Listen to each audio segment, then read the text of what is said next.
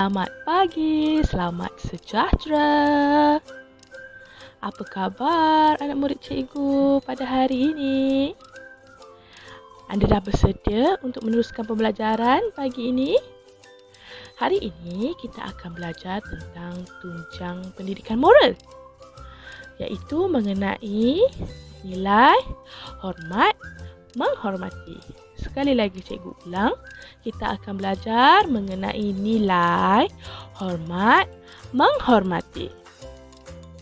Sekarang kita akan menyanyikan sebuah lagu. Dengar dulu cikgu menyanyi, boleh? Cikgu akan menyanyi perlahan-lahan supaya mudah untuk awak ikut. Kita mula sekarang. Marilah kita hormat menghormati sesama insan di muka bumi ini. Hormat ibu bapa, guru dan kawan-kawan, barulah disayangi oleh orang lain. Okey, cikgu akan ulang sekali lagi lagu ini tetapi laju sikit. Boleh? Kita mulakan sekarang. Marilah kita hormat menghormati sesama insan di muka bumi ini. Hormat ibu bapa, guru dan kawan-kawan, barulah disayangi oleh orang lain. Sekarang, cikgu akan memberi penerangan mengenai nilai hormat. Okey, kita haruslah hormat kepada 4 individu yang utama, iaitu yang pertama, hormat kepada ibu, bapa dan ahli keluarga. Okey, termasuklah kakak, abang, adik yang ada dalam keluarga kamu. Okey, yang kedua, kita haruslah hormat kepada guru, iaitu orang yang mengajar atau mendidik kamu di sekolah. Individu yang ketiga ialah kita haruslah hormat kepada orang yang lebih tua. Termasuklah pakcik, makcik yang kamu jumpa di tepi-tepi jalan ataupun di tempat awam, datuk, nenek. Dan yang terakhir, kita haruslah hormat kepada rakan-rakan kita. Termasuklah kawan-kawan kamu, sama ada yang berada di rumah ataupun yang berada di sekolah. Kita lihat pula contoh tingkah laku sopan yang perlu kamu amalkan terhadap keluarga kamu. Okey, kita lihat gambar yang pertama. Kita haruslah menyayangi setiap ahli keluarga. Kamu haruslah sayang sepenuh jiwa kamu terhadap ibu, bapa, adik-beradik, datuk dan nenek kamu sendiri. Okey, kita pindah kepada gambar yang kedua. Sebagai seorang anak, kamu haruslah bercakap menggunakan bahasa yang sopan apabila bercakap dengan ahli keluarga kamu. Kamu tidak boleh menggunakan bahasa yang kasar dan tidak enak untuk didengar. Kita lihat gambar yang ketiga. Kita sebagai ahli keluarga haruslah sentiasa menolong dan berbakti pada bila-bila masa sahaja terhadap keluarga kamu, terutamanya kepada ibu dan bapa.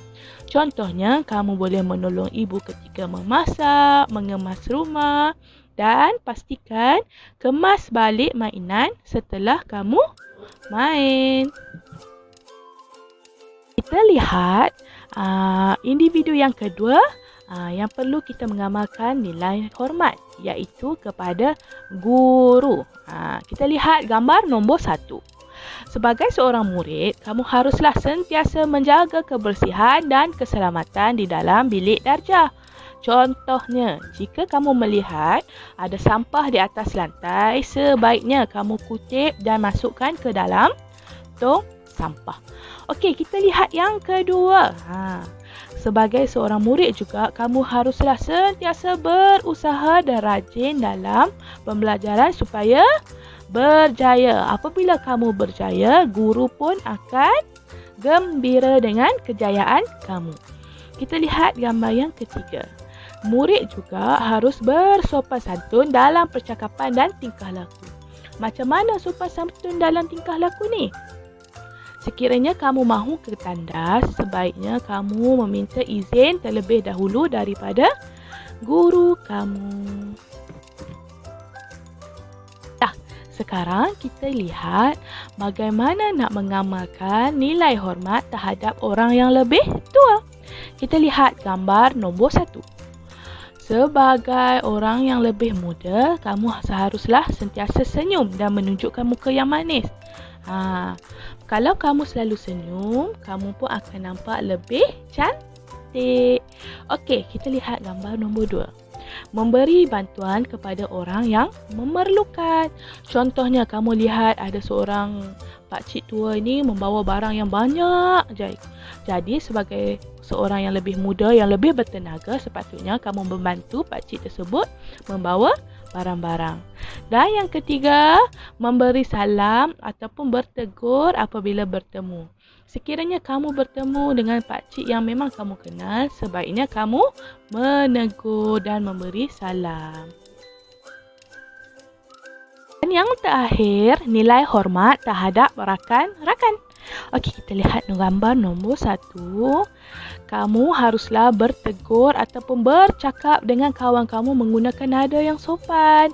Kamu tak bolehlah jerit ataupun memanggil gelaran yang tidak elok semasa bercakap dengan kawan kamu. Okey, yang kedua, saling membantu ataupun bekerjasama dalam menyiapkan tugasan. Contohnya, cikgu memberi tugasan untuk dijalankan dalam kumpulan. Kamu haruslah bekerjasama, memberi idea, menolong saling satu sama lain dan untuk menyiapkan tugasan tersebut. Dan sekiranya kawan kamu berhadapan dengan masalah, kamu boleh cuba bantu.